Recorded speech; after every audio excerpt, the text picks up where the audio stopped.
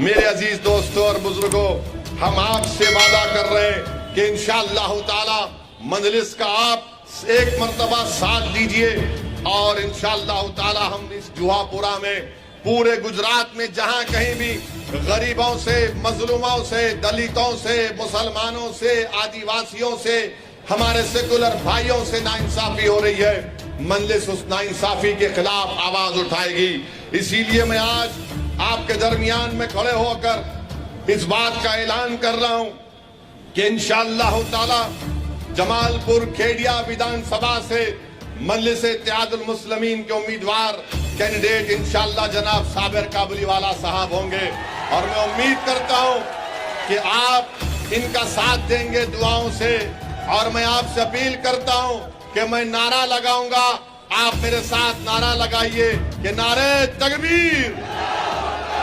और वहीं पर हमने फैसला दिया कि सूरत ईस्ट से इंशाअल्लाह ताला जनाब वसीम कुरैशी साहब हमारे कैंडिडेट होंगे।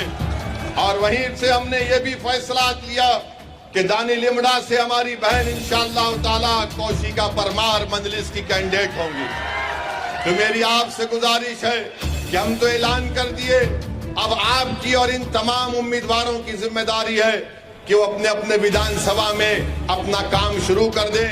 हाँ, इस विधानसभा से भी इंशाअल्लाह ताला जल्द से जल्द एक नाम का ऐलान किया जाएगा।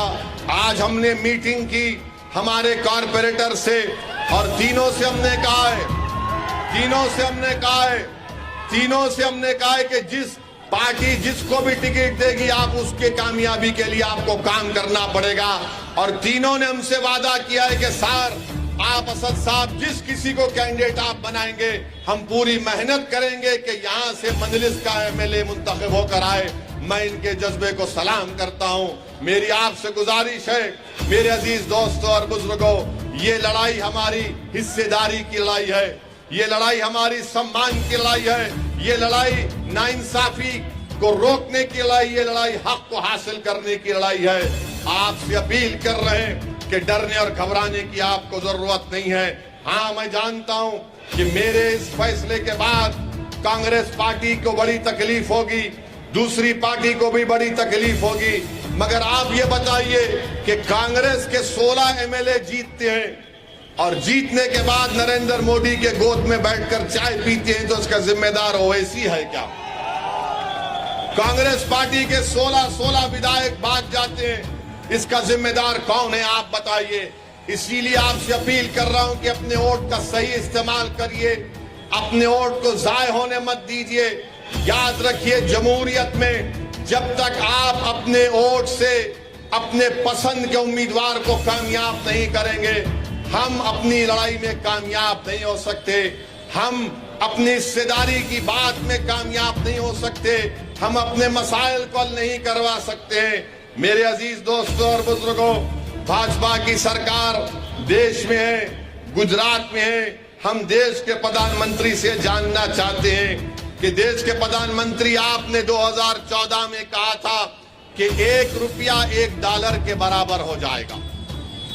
भारत के प्रधानमंत्री ने कहा था कि 1 रुपया $1 के बराबर हो जाएगा। देश के प्रधानमंत्री 8 साल में आज डॉलर 81 रुपीस के बराबर हो गया। $1 81 रुपीस के बराबर हो गया। देश के प्रधानमंत्री को बताना पड़ेगा कि 5 साल में 25% रुपया गिर चुका है, 25% रुपया गिर चुका है। और आपको जानकर तकलीफ होगी कि रिजर्व बैंक ऑफ इंडिया ने डॉलर को बढ़ने से रोकने के लिए 1 साल में $100 बिलियन उन्होंने खर्चा किया।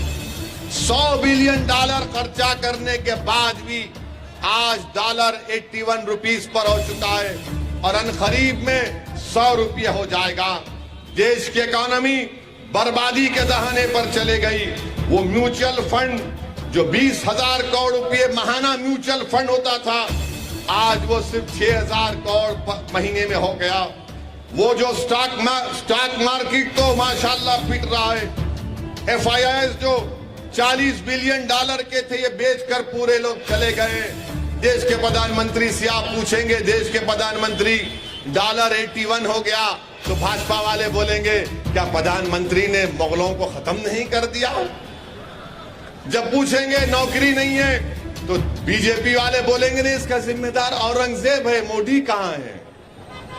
यानी नौजवानों का मुकद्दर बेरोजगारी हो चुका है, नौजवान को रोजगार नहीं मिलता, मगर भाजपा वाले सिर्फ हिंदू मुस्लिम टेंशन की बात करते हैं। मेरे अजीज दोस्तों और बुजुर्गों, जीएसटी के नाम पर कारोबार ठप हो चुका है, एक्सपोर्ट्स नहीं हो रहे हैं, एक्सपोर्ट्स बिल्कुल नहीं हो रहे हैं, एक्सपोर्ट्स कम से कम होते जा रहे हैं। इसका जिम्मेदार बीजेपी की गलत इकोनॉमिक पॉलिसीज, जिसकी वजह से आज देश को भुगतना पड़ रहा है।